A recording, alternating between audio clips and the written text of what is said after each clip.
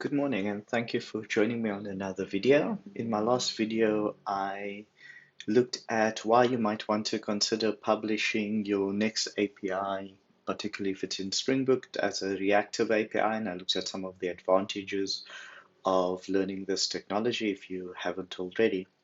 Subsequent to that, I've created the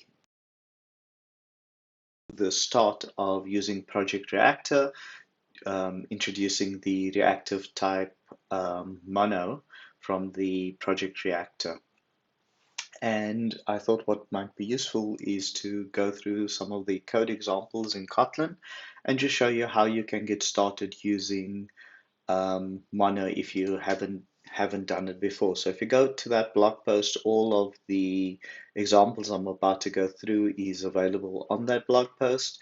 There's also a link to my GitHub repository in which you can clone and get all the code that I'm about to go through. And then also I go into some more theory as to how the Project Reactor is linked to the reactive stream specification, what interfaces are available in that specification, and then finally how that connects to Project Reactor. In this video, I won't go through any of those. I'll simply be looking at the coding examples that are presented in this blog post and walking you through how to create monos and how to connect to them and how they can be used. It's also important to note that the mono and the reactive types in general aren't specific to Project Reactor. In fact, there are many ways in which you can use these reactive types to implement not only APIs, but also network communication using a library such as RSocket. But to kick off, I went to Spring Initializer as I always do, and I've selected a Gradle project and Kotlin as my language. The latest stable version is 2.4.5, and the only dependency I've added is the Spring Reactive Web dependency. You don't need to do all of this. The same dependencies that you get just by including Project Reactor in your build system will suffice. All I'm going to be doing is writing some code in tests. Okay, so if I head back to my project in which I've downloaded that, this, just to show you, is the same build file you would get if you just downloaded the project from Spring Initializer. The only thing that I've added is in my test resources, I've added this setting over here for JUnit, which makes life a bit simpler when using Kotlin with JUnit 5, because it changes the lifecycle to not instantiate a new test class for every single method, which means that things like before all can be made not to be static methods, but can be just normal methods in your class. But I won't actually be using that in this project. But other than that, it's a stock standard project that I've downloaded from Spring Initializer. Okay, so I've already created a class in which we can get started over here. And the first method that I want to show you is simply how to create a mono. And to create a mono inside this function is dead simple. All we have to do is we type in the word mono, and then there's a method called just, in which we can pass through the value that we want to receive. And then the only thing we need to remember to do if we're creating a mono is to use the subscribe method. As mentioned in the blog post, if you don't use the subscribe method, nothing will actually happen, and the mono is lazy, so which means we don't actually get the data out. So if I simply run that test now, what you'll notice is that everything is fine, but we don't see very much in the console, so we don't know what's happened or even if it's worked. One useful method in working with publisher types from Reactive is to use the .log method, because it will show us all the lifecycle events that happen when we subscribe to a publisher. So if I rerun this example now, and I click on that, we actually get to see all the methods that were called. And if you read the blog post, then this will make complete sense. You'll notice that the first thing that gets called on our mono is the onSubscribe method, in which an implementation of a subscription interface is passed as a parameter. We'll notice that there's a method call to the request method, and we see this value unbounded, which again, as explained in the blog post, means that the subscriber is requesting an unbounded number of things to be sent to it. In the case of a mono, that will only be a maximum of one item, and that's how we can apply the back pressure mechanism using the reactive library or Project Reactor. The next method that gets called is the onNext method, passing in the value that we used inside of the just method. And then finally, because a mono can only send at most a single element, we'll notice that the onComplete method is then called to end the subscription between the publisher and the subscriber. And that really is the simplest way in which you can create a mono. But that's not particularly useful, so what you might want to do next is actually pass a parameter into the subscribe method so that you can actually do something with the value that is passed in the onNext method. The simplest way of doing that is simply to add a single parameter onto the subscribe method, which in Kotlin, because it's a closure, I can just omit the round braces and write the closure immediately over here. So now I can just do something like use the single parameter passed into this closure as my single argument inside of this closure. And if I rerun that example now, what we should notice is that when we look at this, we see the same lifecycle methods happening.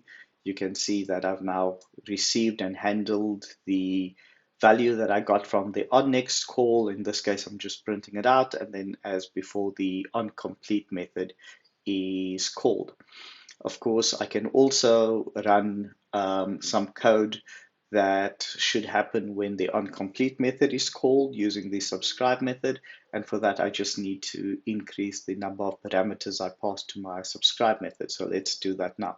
So the first thing I'm going to do is I'm just going to surround these with the normal function call braces because I'm going to pass in multiple arguments. So I'll still leave this first argument in here to handle the value I get on the onNext call. The next value that gets passed through is the error consumer, and I'm not interested in the error consumer. In this case, I'll just pass in null, and then finally I'll pass in another closure. In this case, the type of this closure has to be a runnable, which so it doesn't take any arguments and doesn't return anything. So I'll just print that value out over there. And if I now look at that, you'll see the same lifecycle methods happen. You'll see the first argument receives the value passed through onNext. And then you'll also see that once everything is completed, I get this callback from my subscriber in which I'm just printing the value done. And that really is all there is to handling values and being able to write some code that executes when the subscription is completed using a mono. The next thing you can do with a mono is you can also create a empty mono. So that is useful, for instance, when you want to be able to signify that a mono should return the equivalent of a void value or unit if you in Kotlin. So the way we would do that is we would simply start again with the factory call on mono. In this case, we'd use the function call of empty because there's not enough information for Kotlin to be able to determine the type. It'll give me an opportunity to specify that type. In this case, I will just use the word mono, and as before, I'll use the log method so that we can see what's going on. And of course, nothing will happen if I don't create a subscription to that call. So if I now run this code,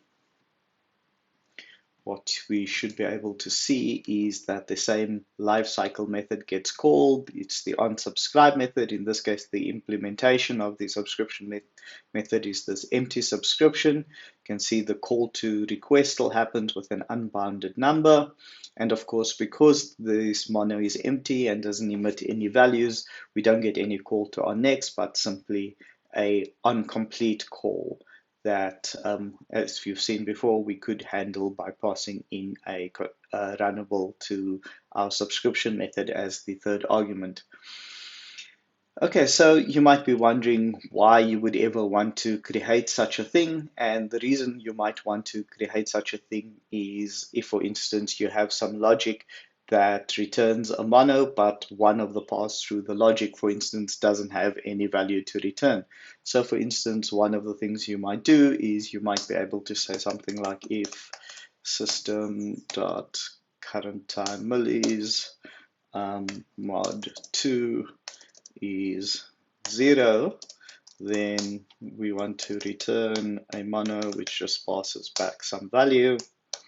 And if it's not like that, then we don't want to return anything. And the way we would do that in a reactive type is by simply using the empty method on that. So in this case, I can say we want that to be our result, and now we can use the result to say simply log and subscribe to that result.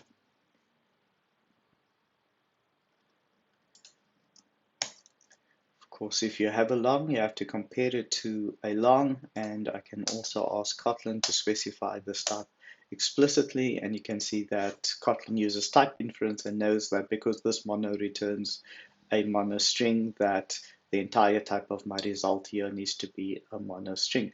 So if I run that now, depending on the outcome of that, you'll either find an empty subscription or you might find a subscription that returns the B. You can try and run it again and see if we get the same result. And we're lucky enough that we firstly saw the empty one, and this time we see that we do in fact get a mono that emits a single value, which is the value that was passed in. Of course, there's something more that you can do with an empty mono rather than something like this.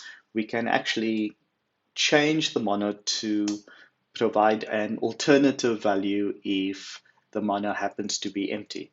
So if we go ahead and create an empty mono again, and we can say this empty mono, we expect to return a string. If that mono is empty, then we want to return a default value, let's say C, and just for clarity, let's log it. And of course, the thing we have to remember to do always is to subscribe, otherwise nothing happens. And just for argument's sake, let's just print out the value so that we can see that we got it.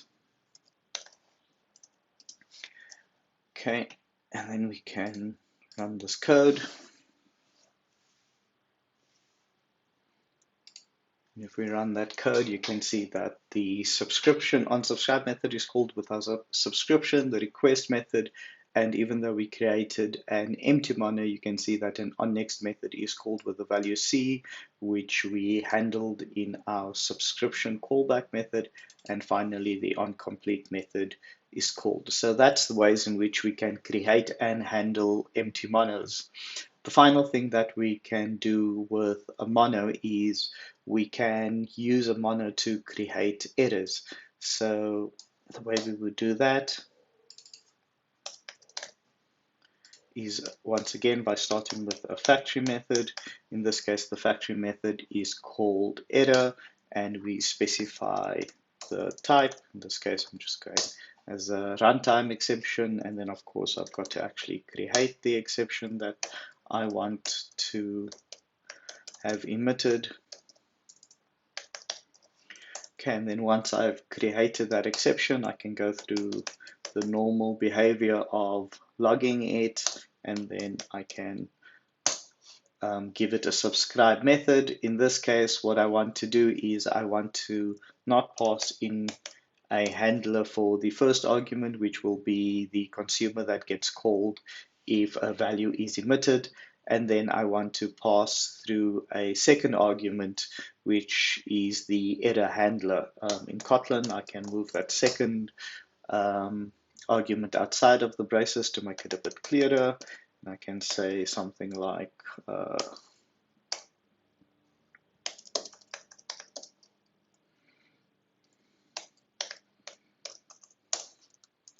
something like that. And if I now run this code and I look at that, we can see that it starts off the same. You can see that the onError method is invoked, and we can see that the error comes out, and we can see that we get the stack trace for the exception, and then finally we can see that the value I've printed in my error handler gets printed to the console. Now you might be wondering what would happen if I changed this from a runtime exception to a checked exception. Do I then need to wrap this in a try catch block? And the answer is no. In reactive types, we don't use the try catch mechanism.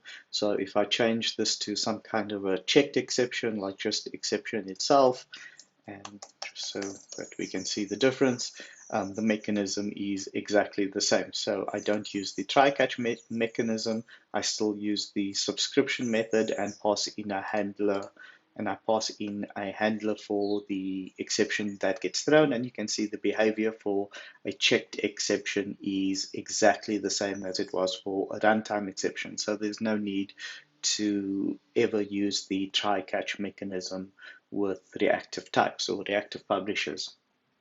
Okay, another thing that I can do is I can provide a different value if a error does occur while trying to get a value. So I'll leave the creation of that exactly the same as before, and what I will add to this is an onError resume, and now what I get is an opportunity to apply an alternative mono to the one that I was expecting when the error occurred. So in this case, I will just use the just method again, and I will provide a value to this, and I will then perform the log, and I will perform the subscription as before, otherwise nothing will happen, and it's still complaining because I'm saying that this mono over here is expecting an error, but what I am actually returning is a mono of type string,